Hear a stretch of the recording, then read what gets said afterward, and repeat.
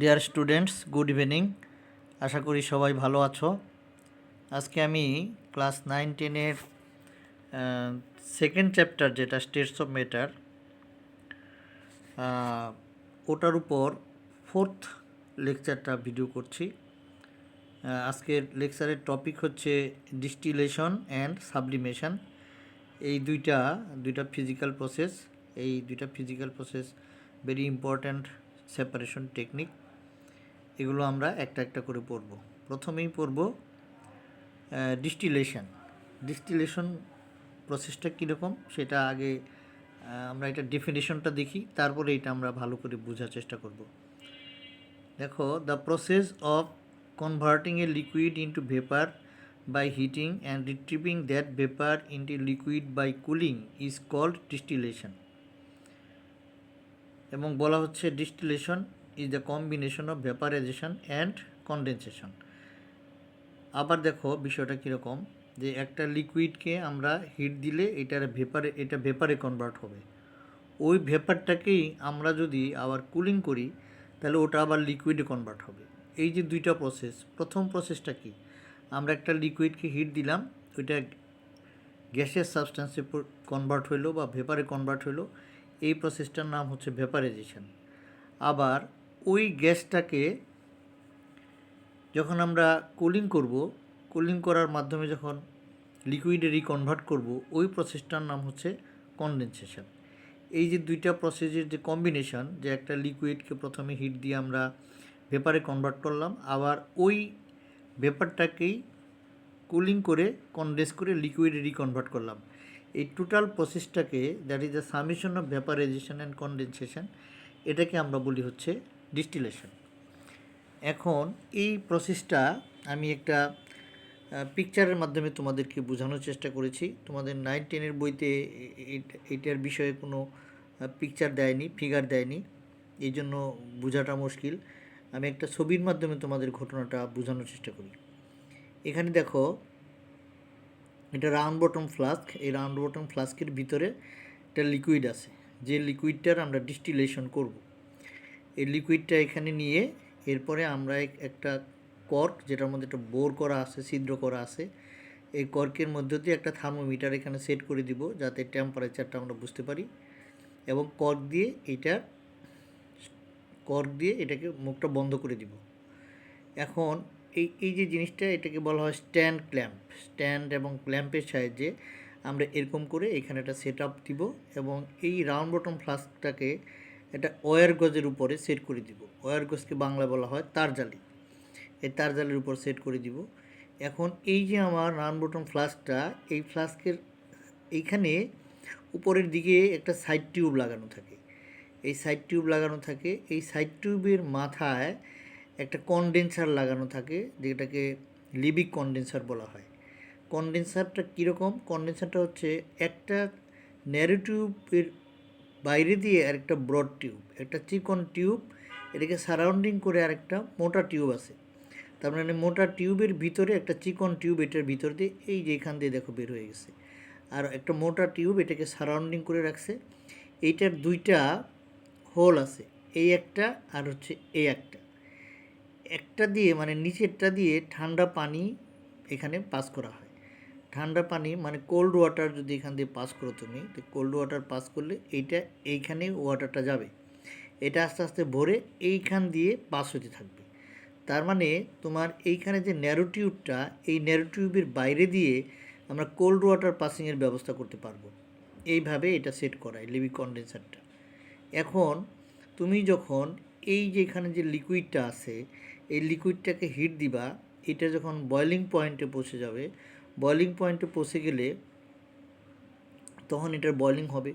Boiling হলে এটা gas হবে। ওই যে বলছিলাম যে ডিস্টিলেশন প্রসেসের প্রথম স্টেপটা হচ্ছে ভেপারাইজেশন, সেই ভেপারাইজেশনটা এখানে হচ্ছে। তো এখানে পৌঁছে যাওয়ার পর এটা এই পথে চলে আসবে, কিন্তু মুখটা যেহেতু বন্ধ, এটা কিন্তু বের হওয়ার সুযোগ পাবে না। বের হওয়ার সুযোগ পাবে না যেহেতু, এই সাইড টিউবের ভিতর দিয়ে এইটা এই কনডেন্সারের ভিতরে ন্যারো টিউবের ভিতর দিয়ে এদিকে রওনা দিবে।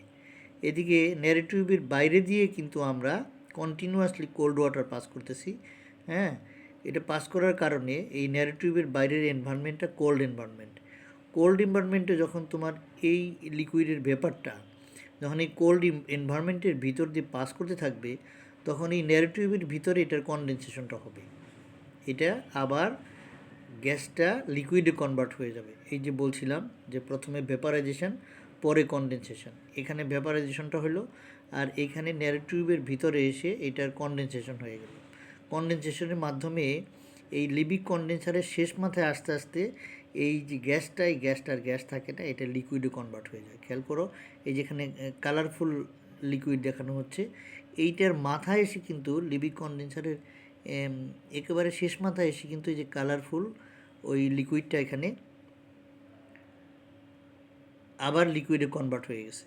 তার মানে এইটার লিকুইডটা প্রথমে আপন হিটিং এটা ভেপারে কনভার্ট হইলো, এই ভেপারটা আবার এই কনডেন্সারের ভিতর দিয়ে কনডেনসেশন হয়ে এটা লিকুইডে রিকনভার্ট হলো। লিকুইডে রিকনভার্ট হওয়ার পর এটাকে আমরা একটা টিউবের মাধ্যমে একটা ফ্লাস্কের মধ্যে কালেক্ট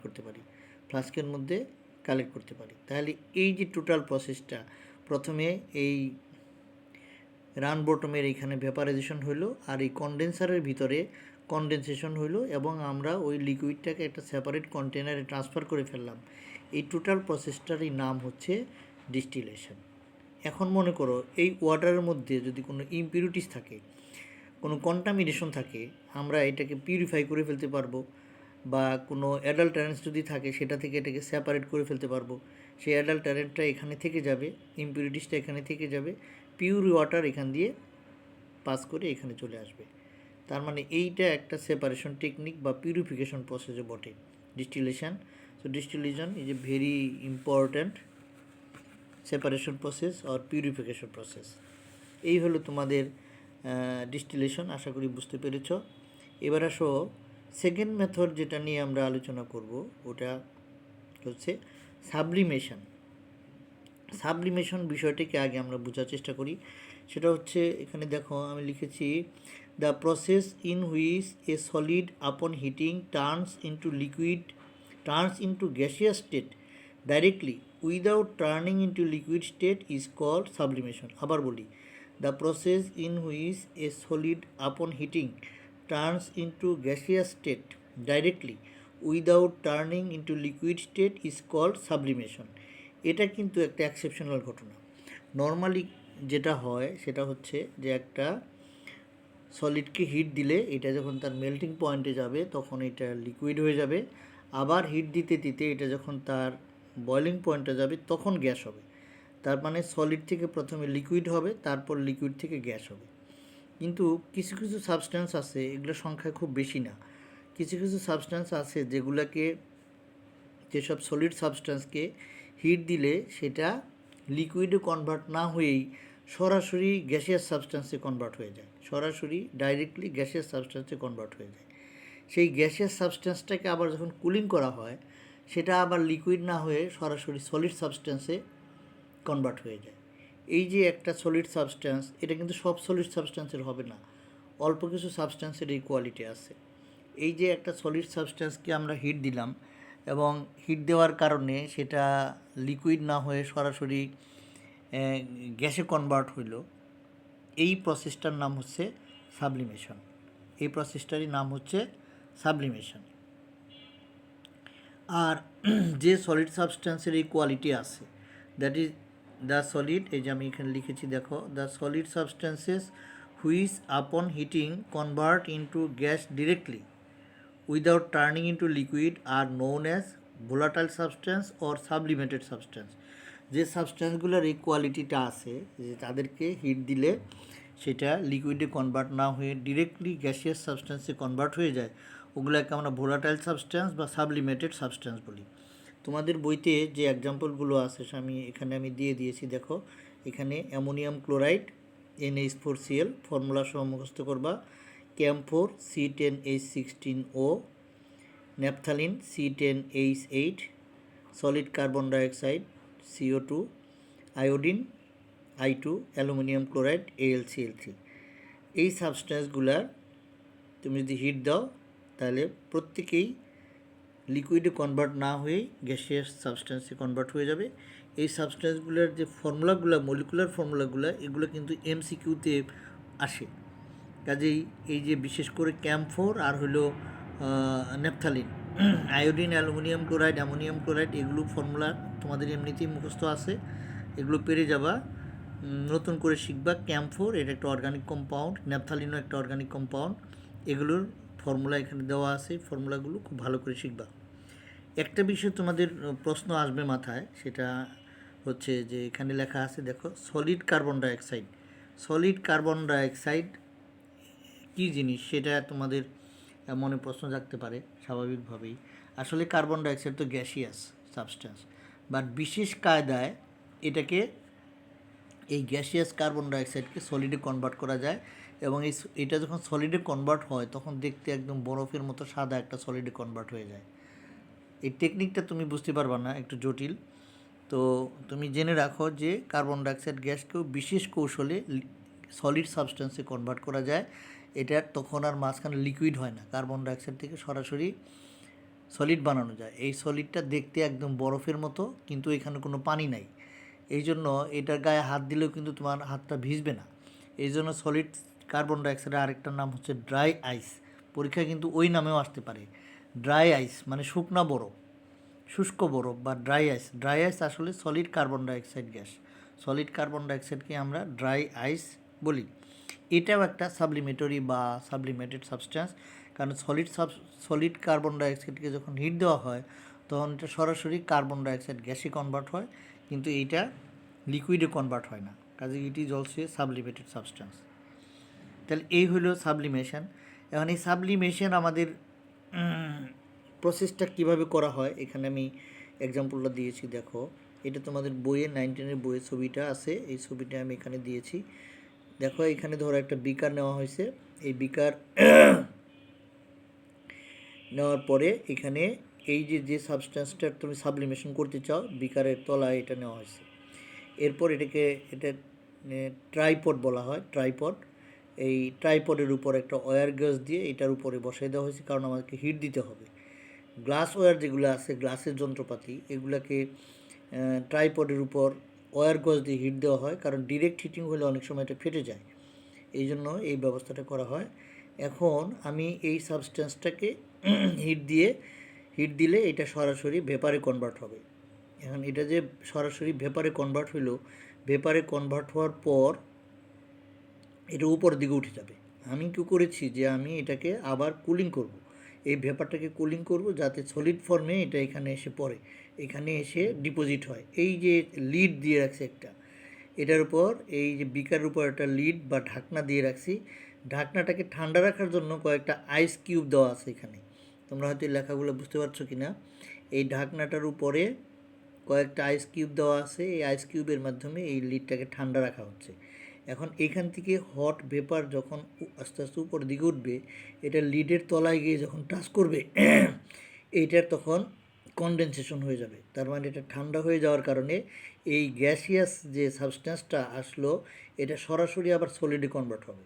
তাহলে কি হইল, এখানে হিট দেওয়ার মাধ্যমে এখানে হিট দেওয়ার মাধ্যমে আমরা এই সলিড সাবস্ট্যান্সকে সরাসরি গ্যাসিয়াস সাবস্ট্যান্সে কনভার্ট করলাম। এই গ্যাসিয়াস সাবস্ট্যান্সটা আবার এখানে কোল্ড এনভায়রনমেন্ট পেয়ে আবার সলিড সাবস্ট্যান্সে ডিকনভার্ট হলো without passing through liquid state. এই যে প্রসেসটা, এই প্রসেসটা অবশ্যই আমরা বলবো কি প্রসেস, এটার নামই হচ্ছে সাবলিমেশন প্রসেস। এখন প্রশ্ন হইল, এই যে সাবলিমেশন প্রসেস এটার অ্যাপ্লিকেশনটা কি, এটা কি কাজে লাগে সেটা আমি দেখাচ্ছি তোমাদের। It's a very good separation technique sublimation. কখন এটা কাজে লাগবে এই জায়গাটা খেয়াল করে দেখো। If a sublimated substance remains mixed with a non-sublimated substance, they can be separated through sublimation process. আবার বলি, if a sublimated substance remains mixed with a non-sublimated substance, they can be separated through sublimation process. Example দিচ্ছি, mixture of ammonium chloride and edible salt মানে sodium chloride. এখানে ammonium chloride একটা sublimated substance, sodium chloride হচ্ছে একটা non sublimated substance, edible salt যেটা। এই দুইটা সাবস্টেন্সের mixer থেকে এই কম্পোনেন্টগুলোকে আমরা সাবলিমেশন প্রসেসে সেপারেট করতে পারবো। কীভাবে সেপারেট করতে পারবো সেটা আমি বুঝিয়ে দেবো তোমাদের। আরও এক্সাম্পল আমি দিয়েছি, যেমন ধরো আয়োডিন অ্যান্ড স্যান্ড। আয়োডিন এটা একটা সাবলিমেটরি সাবস্টেন্স, বাট স্যান্ড বালি যেটা, এটা সাবলিমেটরি সাবস্টেন্স নয়। Mixture of camphor and potassium chloride. Camphor এটা হচ্ছে sublimatory substance, but potassium chloride non sublimatory substance. Mixture of aluminium chloride and sodium chloride. Aluminium chloride একটা sublimated substance, but sodium chloride এটা non সাবলিমেটেড substance. মানে একটা সাবলিমেটেড আর একটা non সাবলিমেটেড যদি হয়, তাহলে এই সাবলিমেশন প্রসেসে এদেরকে আমরা সেপারেট করতে পারবো। ফর এক্সাম্পল, ধরো আমরা ফার্স্ট মিক্সারটা নিই, ধরো অ্যামোনিয়াম ক্লোরাইড আর সোডিয়াম ক্লোরাইড মিক্স হয়ে আসে, এদেরকে সেপারেট করতে হবে। সেপারেট করতে গেলে আমরা কি করব, এই ফিগারটা আবার দেখো, এইখানে এই যে বিকারটা বা কন্টেনারের তলার মধ্যে, এই কন্টেনারের মধ্যে আমরা মিক্সারটা নিয়ে নিব। যথারীতি এটাকে একটা ট্রাইপডের উপর একটা ওয়্যার গজ দিয়ে বসায় দিব। তারপরে উপরে একটা লিড দিয়ে দিব। এই লিডের উপরে আইস কিউব দিব। আইস কিউব দিলে এইখানে এই এনভায়রনমেন্টটা এটা ঠান্ডা হয়ে থাকবে। এখন দেখো আমার এইখানে কিন্তু তুমি এইখানে অ্যারো দিয়ে লিখে দিবা পরীক্ষার সময়, যে অ্যারো দিয়ে লিখে দিবা মিক্সার অফ অ্যামোনিয়াম ক্লোরাইড আর সোডিয়াম ক্লোরাইড। পরীক্ষায় যে মিক্সারটায় আসবে সেই মিক্সারটাই এখানে নিতে হবে। আমি এখানে অ্যামোনিয়াম ক্লোরাইড আর সোডিয়াম ক্লোরাইডের এক্সাম্পল দিলাম। পরীক্ষায় আয়োডিন এবং স্যান্ডের মিক্সারও আসতে পারে, তখন তুমি এখানে লিখে দিবা mixture of iodine and sand, বা অন্য যে কোনোটা আসুক সেটা তুমি এখানে লিখে দিবা। এখন এই জায়গায় তুমি যখন এটাকে এই ওয়্যার গজের মধ্যে হিট দিবা, তখন এইটা হিটের কারণে একসময় দেখা যাবে যে তুমি যে মিক্সারটা এখানে ইউজ করেছো তার মধ্যে যেটা নন সাবলিমেটেড সাবস্টেন্স সেটার কিছুই হচ্ছে না, কিন্তু সাবলিমেটেড সাবস্টেন্স যেটা আমার এক্সাম্পলে এখানে অ্যামোনিয়াম ক্লোরাইড, এই অ্যামোনিয়াম ক্লোরাইড বা সাবলিমেটেড সাবস্টেন্সটা এখানে ভেপার হয়ে যাবে। ভেপার হয়ে এটা আস্তে আস্তে উপরের দিকে উঠবে। উপরের দিকে উঠতে এটা গিয়ে এই লিডের গায়ে টাচ করবে। এই লিডের গায়ে যখন টাচ করবে এটা কোল্ড এনভায়রনমেন্ট পাবে, কারণ এখানে আইস কিউব দেওয়া আছে। এই কোল্ড এনভায়রনমেন্টে এখানে গেলে এইটা আবার সলিডে কনভার্ট হয়ে যাবে। সলিডে কনভার্ট হয়ে এইটার গায়েই লেগে থাকবে। এখন এইটা এখানে যখন লেগে থাকবে তখন আমরা এই লিডটা তুলে নিয়ে নিচ থেকে কালেক্ট করে নিব। তাহলে আমার যেটা নন সাবলিমেটেড সাবস্টেন্স সোডিয়াম ক্লোরাইড বা এডিবল সল্ট এটা এখানেই পড়ে থাকবে, আর আমার যেটা সাবলিমেটেড সাবস্টেন্স সেটা এখানে গিয়ে ডিপোজিট করবে। তার মানে সামারি হচ্ছে যে এইভাবে সেপারেশন করার সময় নন সাবলিমেটেড সাবস্টেন্সটা কন্টেনারের তলায় রেসিডিউ হিসেবে থেকে যাবে, আর সাবলিমেটেড সাবস্টেন্সটা লিডের গায়ে লেগে যাবে। এখন এই একই কাজ আমি যদি mixture of iodine and sand নিয়ে করি, তাহলে স্যান্ড যেহেতু নন ভোলাটাইল বা নন সাবলিমেটেড সাবস্টেন্স, এটা এখানে থেকে যাবে, আর আয়োডিনটা এখানে গিয়ে ডিপোজিট করবে। এইভাবে যখন একটা মিক্সারের মধ্যে একটা সাবলিমেটেড সাবস্টেন্স থাকবে আর একটা নন সাবলিমেটেড সাবস্টেন্স থাকবে, সেগুলার আমরা একটা থেকে আরেকটাকে এইভাবে সেপারেট করে ফেলতে পারি। এখন এই যে সাবলিমেটরি সাবস্টেন্স, এদের হিটিং কার্ভ এবং কুলিং কার্ভ কেমন হবে সেটা নিয়ে আমি একটু আলোচনা করব। আমি এর আগের ভিডিওতে তোমাদের হিটিং কার্ভ এবং কুলিং কার্ভ ডিটেলস বুঝিয়ে দিয়েছি। এই চ্যাপ্টারে এর আগে আমি 3টা ভিডিও আপলোড করেছি। ওই ভিডিওগুলো যারা এখনও দেখো নাই তারা দেখে নিও, তোমাদের কাজে লাগবে। আর প্রত্যেকটা ক্ষেত্রেই ডেসক্রিপশন বক্সে ওই পিডিএফের লিঙ্কটা দেওয়া আছে। ওই পিডিএফের লিঙ্কে ক্লিক করলে তোমরা পিডিএফটা পেয়ে যাবা, সেখান থেকে তুমি পড়েও নিতে পারবে। এখন একটা স্বাভাবিক সাবস্টেন্স আর একটা সাবলিমেটরি সাবস্টেন্সের হিটিং কার্ভ এবং কুলিং কার্ভ কিন্তু একরকম হবে না। কারণ হলো যে সাবলিমেটরি সাবস্টেন্স কিন্তু লিকুইড হয় না। তাহলে একটা সাবলিমেটরি সাবস্টেন্স, ধরো একটা সাবলিমেটরি সাবস্টেন্স 20 ডিগ্রি সেন্টিগ্রেডে সলিড ফর্মে আছে। এখন এটাকে আমি হিট দিচ্ছি, এই যে আমি এখানে এটাকে হিট দিচ্ছি এবং এটা এস লিখেছি, এস মানে সলিড ফর্মে এটা টেম্পারেচার আস্তে আস্তে বাড়তেছে। টেম্পারেচার আস্তে আস্তে বাড়তে এটা যখন 40 ডিগ্রি সেন্টিগ্রেডের কাছাকাছি গেল, এটা ফর এক্সাম্পল আমি ধরে নিয়েছি যে 40 ডিগ্রি সেন্টিগ্রেডের কাছাকাছি গেলে এটার ভ্যাপারাইজেশনটা হয়ে যায়।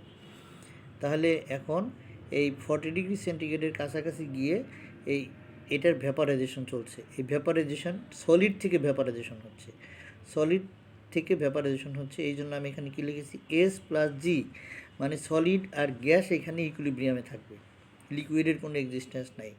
সলিড এখানে এসে এটা গ্যাসে কনভার্ট হওয়া শুরু হবে এবং এই সি পয়েন্টে গিয়ে এটা সমস্ত সলিড গ্যাসে কনভার্ট হওয়া শেষ। এই যে সলিড আর গ্যাসের মধ্যে যতক্ষণ পর্যন্ত ইকুইলিব্রিয়াম থাকবে, একই সাথে কোএক্সিস্ট করবে, তখন আর টেম্পারেচার বাড়বেও না কমবেও না। এই জন্য আমরা এখানে একটা হরিজন্টাল লাইন পাবো। সি পয়েন্টে গিয়ে সমস্ত সলিড গ্যাসে কনভার্ট হয়ে গেছে। এখন এই গ্যাসের টেম্পারেচার গ্র্যাজুয়ালি বাড়তে থাকবে, যতই হিট দিবা ততই টেম্পারেচার বাড়তে থাকবে। এটা হচ্ছে তোমার হিটিং কার্ভ। তার মানে আমরা যখন কোনো নর্মাল সাবস্ট্যান্সের হিটিং কার্ভ আমরা ড্র করি, সেখানে দুইটা জায়গায় আমরা হরিজন্টাল লাইন পাই। একটা হচ্ছে ওই সাবস্ট্যান্সের মেল্টিং পয়েন্টে, আরেকটা হচ্ছে ওই সাবস্ট্যান্সের বয়লিং পয়েন্টে। কিন্তু এখানে যেহেতু কোনো লিকুইড নাই, এই জন্য আমরা একটা সলিড আর গ্যাসের মধ্যে ডিরেক্ট ইকুইলিব্রিয়াম ইস্টাবলিশড হচ্ছে বা কোএক্সিস্ট করছে। এই জন্য আমরা একটা হরিজন্টাল লাইন পাবো, যে টেম্পারেচারে ওই সলিডটা গ্যাসে কনভার্ট হয়। আবার একটা সাবলিমেটরি বা সাবলিমেটেড সাবস্ট্যান্সের হট গ্যাসকে যখন আমরা কুলিং করব, তখন আমরা কুলিং কার্ভ পেয়ে যাব। তখন আমরা এই যে একটা হাই টেম্পারেচার থেকে আস্তে আস্তে এটাকে কুলিং করছি। কুলিং করলে দেখো এটা যখন 40° কাছাকাছি আসছে, আমি ওই একই সাবস্ট্যান্সের কুলিং কার্ভটা ড্র করেছি। 40°C কাছাকাছি যখন আসছে বা তার একটু নিচে আসছে, তখন এটা কনডেন্স করা শুরু করেছে। এই জন্য আমি এখানে নিচে লিখেছি গ্যাস প্লাস সলিড এখানে কোএক্সিস্ট করছে এবং এইখানে টেম্পারেচার কোনো চেঞ্জ হবে না। যে পর্যন্ত গ্যাস এবং সলিড কোএক্সিস্ট করবে, এখানে টেম্পারেচার কোনো চেঞ্জ হবে না। সি পয়েন্টে এসে কী হয়েছে, সমস্ত গ্যাস সলিডে কনভার্ট হয়ে গেছে। তারপর থেকে এই সলিডের টেম্পারেচার ডিক্রিজ করছে। এইভাবে আমরা এই ভোলাটাইল সাবস্ট্যান্স বা সাবলিমেটেড সাবস্ট্যান্সের হিটিং কার্ভ এবং কুলিং কার্ভটা পেয়ে থাকি। আমি এর আগেও বলেছিলাম, আবার বলি, একই সাবস্ট্যান্সের হিটিং কার্ভ এবং কুলিং কার্ভ অবশ্যই একটা আরেকটা মিরর ইমেজ হবে। তোমরা খেয়াল করো, এই ফিগারটা কিন্তু এই ফিগারের মিরর ইমেজ। এখানে যদি তুমি এটা মিরর কল্পনা করতে পারো, ইমাজিন করতে পারো, তাহলে তুমি বুঝতে পারবে যে এটা আর এটা হচ্ছে মিরর ইমেজ। এই হলো আজকের পড়াশোনা।